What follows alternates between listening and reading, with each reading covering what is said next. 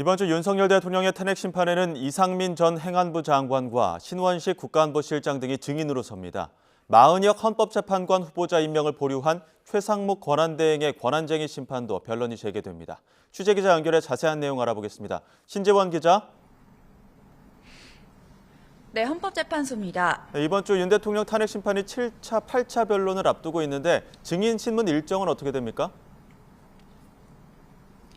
네, 윤 대통령 탄핵 심판은 오는 11일과 13일 각각 7, 8차 변론을 앞두고 있습니다.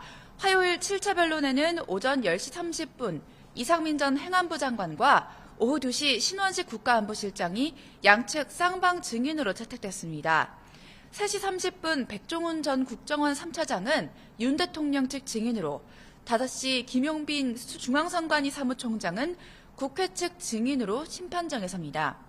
목요일 8차 변론 기일에는 조태용 전 국정원장과 김봉식 전 서울경찰청장이 윤 대통령 측 증인으로 출석하고, 지난번 건강상 이유로 불출석한 조지호 경찰청장을 다시 증인으로 부릅니다.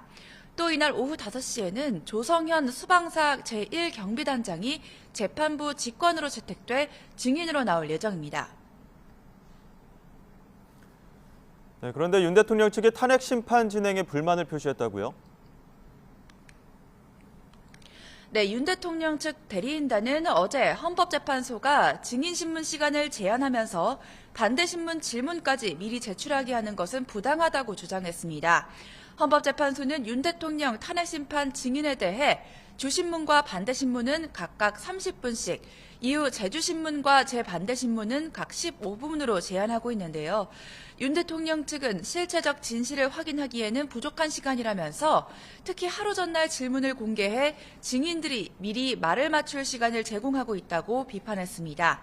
이에 대해 헌재 관계자는 공개 재판에 필요한 자료를 미리 제출하라고 요청한 것일 뿐 양 당사자 사이에 차별이 전혀 없다고 설명했습니다. 네, 이번 주 윤 대통령 탄핵 심판 외에 또 주요 변론들이 예정돼 있죠? 네, 일단 당장 내일 최상목 대통령 권한대행이 마은혁 헌법재판관 임명을 보류한 것에 대한 권한쟁의 심판의 변론이 재개됩니다.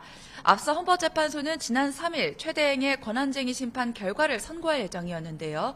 최 대행이 선고 사흘 전에 변론 재개를 신청한 데 이어 우원식 국회의장이 본회의 의결 없이 권한쟁의 심판을 청구한 것은 부당하다는 지적이 나오면서 양측 주장을 더 들어보기로 한 겁니다.